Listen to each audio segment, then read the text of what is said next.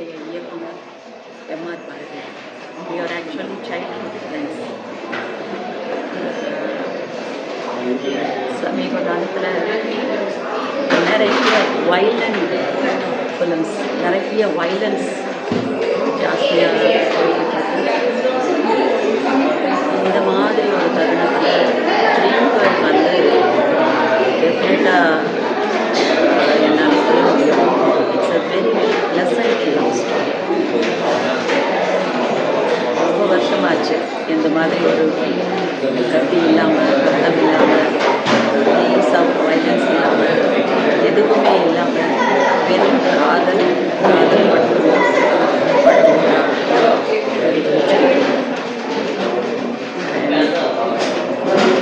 Script wise அந்த dream எங்கிறது ரொம்ப தத்ரூபமாக சொல்லியிருக்காங்க.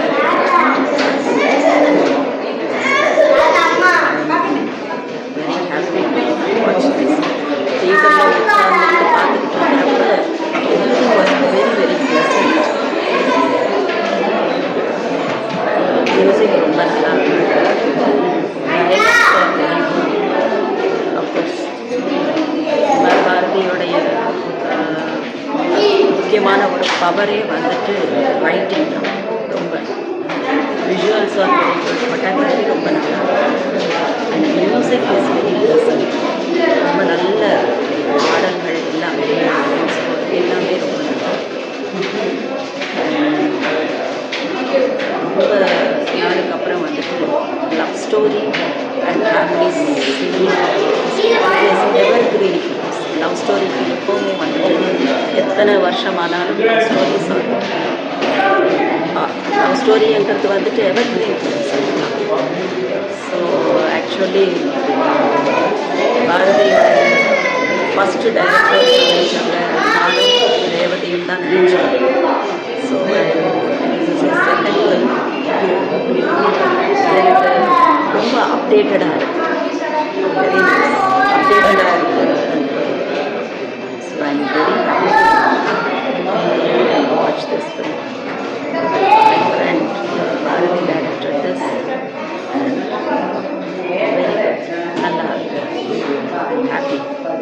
My very very best wishes to the entire team and the actors also.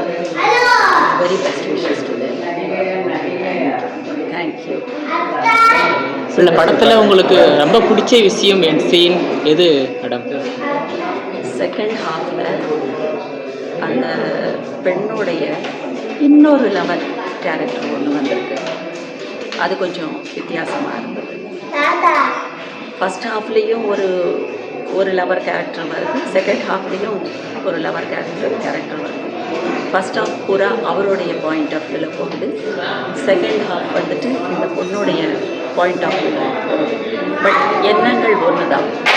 First ஹாஃபில் நடந்த அதே விஷயங்கள் தான் செகண்ட் ஹாஃப்லேயும். இந்த பொண்ணு வழியிலேருந்து அந்த அப்ரோச் நல்லா, அந்த பையனோட கேரக்டர் ரொம்ப வித்தியாசமாக இருக்குது. அண்ட் யாரையுமே படத்தில் என்னென்னா ரொம்ப பாசிட்டிவாக இருக்கிற ஒரு விஷயம், யாருமே டிஸ்டர்ப் பண்ணுறதில்ல. அதில் ஒரு மென்மை இருக்கு இல்லையா? Nobody is disturbing anybody's life. அது ஒரு சின்ன விஷயத்தில் கூட வந்து பெரிய ஹர்ட் இல்லை, யாருக்குமே அந்த ஹர்ட் கொடுக்கல. Maybe Bharathi is always a very sensitive person. யாரையும் ஹர்ட் பண்ணாமல் இருக்கணும்னு நினச்சிக்கிற ஒரு கேரக்டர். அது ஆட்டோமேட்டிக்காக ஒரு கிரியேட்டருடைய ஒரு எண்ணங்கள் எல்லாம் சினிமாவிலையும் வரும் இல்லையா? படம் 1.5 மணி நேரம் இல்லையா? கதை கம்ப்ளீட் ஆகிருக்கா படத்தில்?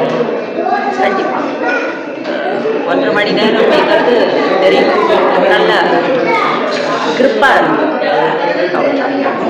கேமரா நீங்கள் என்ன நினைக்கிறீங்க? முன்னாடியெல்லாம் 3 மணி நேரம் 3.5 மணி நேரம் இருந்த திரைப்படங்கள் இப்போ வெறும் 1.5 மணி நேரம்ன்றதுக்கு என்ன காரணமாக இருக்கும்?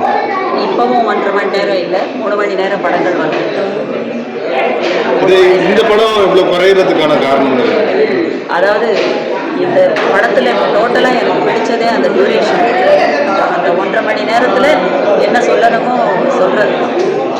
அது அது அது நல்லா இருக்கும். கேமரா ஷாட்ஸில் உங்களுக்கு பிடிச்சது? Photography is actually pleasant. அந்த மாதிரி ஒரு நல்ல லொக்கேஷனில் வந்துட்டு ஃபோட்டோகிராஃபி தானே முக்கியம். இந்த படத்துக்கு வந்துட்டு ஃபோட்டோகிராஃபி தான் ரொம்ப ஒரு பவர் கொடுக்கும். மியூசிக் அண்ட் ஃபோட்டோகிராஃபி அது ரெண்டுமே இந்த படத்தில் நிறைய லவ் ஸ்டோரி வருது. இந்த படத்தில் லவ் ஸ்டோரி எப்படி இருக்குது? ரொம்ப வித்தியாசமாக இருக்குது. என்ன வித்தியாசம்? ஏன்னா இட் இஸ் த ட்ரீம். ஒரு கனவுல டோட்டல் படம் இன்டர்வல் வரைக்கும் ஒரு கனவுல போய்கிட்டு இருக்கு. நம்ம ரியலைஸ் பண்ணுறதே வந்துட்டு இன்டர்வெல்ல தான் வந்து அந்த கனவு அப்படிங்கிறத ரியலைஸ் பண்ணுறோம். உடனே அதை எடுத்துக்கிட்டு போகிறப்ப செகண்ட் ஹாஃபில் அந்த கனவை இப்போ ரியாலிட்டி தான். கனவுல இருந்து he came to the reality. when he came to the reality ஏதாவது தப்பாக நடந்துருமோ என்கிற அந்த பயம், அந்த பயத்தில் தான் நெக்ஸ்ட் அந்த செகண்ட் ஹாஃப் வந்து அந்த பயத்திலேயே வந்து கொஞ்சம் டைவர்ட் ஆகிறாரு hero. Finally when it comes everything is positive. அந்த பாசிட்டிவிட்டி இந்த படத்தோடைய ஒரு நல்ல விஷயம் என்னென்னா, டைரக்டர் வந்துட்டு அதிகமாக ஒரு எமோஷன் காட்டுறதுக்காக I thought they will tie, யாராவது ஒருத்தங்க இறந்துருவாங்கன்னு நான் நினச்சேன். ஸோ இந்த படத்தில் அந்த ஒரு ஒரு நீட்டாக அழகாக ஒரு பாசிட்டிவாக ஒரு ஃபினிஷிங் டைரக்டர். அது ரொம்ப நல்லா அல்டிமேட்டாக வந்துட்டு ஒரு நல்ல ஒரு ப்ளசண்ட் ஸ்கிரிப்டில் எப்போவுமே வந்துட்டு பாசிட்டிவாக முடித்தா எல்லாமே பாசிட்டிவாக இருக்கும். அது நல்லா சாங் ஒரே சாங் தான் இருக்காம போருமா? அதாவது சாங்ஸ் வந்துட்டு ஒரு 10-15 சாங்கோ 5-6 சாங்கோ இல்லாமல் இவ்வளோ கிரிப்பாக வந்து ஸ்கிரிப்டை கொண்டு போகிறது பெரிய விஷயம் இருந்தால் அந்த மியூசிக் கரெக்டாக இருந்தது. விஷுவல்ஸ் ரொம்ப சாலமன் ரொம்ப எக்ஸலண்ட்டாக பண்ணியிருக்காரு. அதனால் இத்தனை பாடல்கள் இருக்கணுங்கிறது தோணலை, என் மனசுக்கு அது தோணலை. மியூசிக் எங்கிறது வந்துட்டு என்ன வேணுமோ அது கரெக்டாக இருக்கும். எல்லாரோடைய கண்ட்ரிபியூஷன். இண்டஸ்ட்ரியில் வந்து ரீரிலீஸ்லாம் நிறையா வந்துட்டுருக்கு மேடம். அந்த மாதிரி இப்போது இந்த படத்துக்கு வந்து டிபேட் ஃபிலிமாக வரும்போது அந்த படத்தோட காம்படிஷன் இது வந்து பண்ணுது இல்லையா, அதை பற்றி நீங்கள் என்ன திங்க் பண்ணுறீங்க?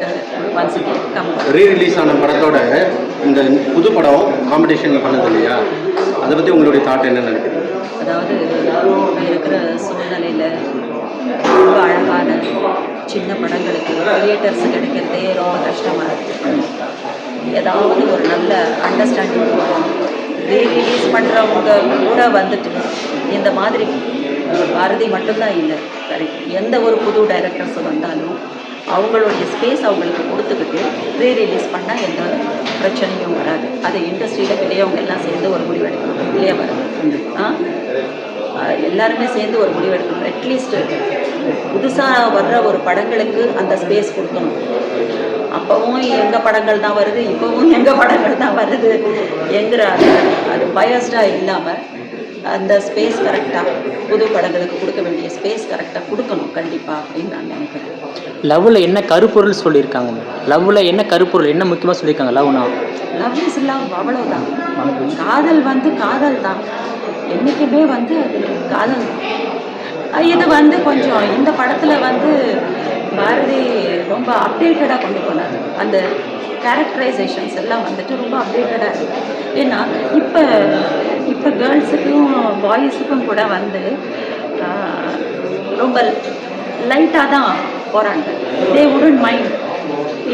ஒரு காதல் ஆல்ரெடி இருந்தது எனக்கு அப்படின்னு தெரிஞ்சாலும் அது ஒரு பெரிய ப்ராப்ளமாக கொண்டு வர்றதில்லை.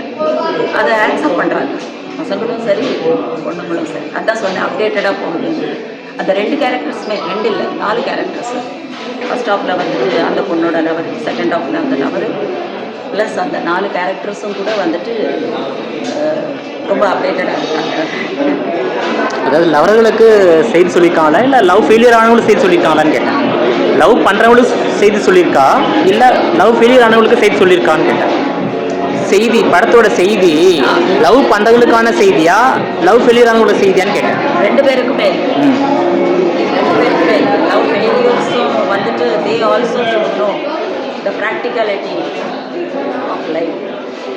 அது ரெண்டு வர்க்கங்களுக்கும் இருக்கும், ரெண்டு வர்க்கத்துக்கும் இது பொருந்தும், ரெண்டு வர்க்கத்துக்கும்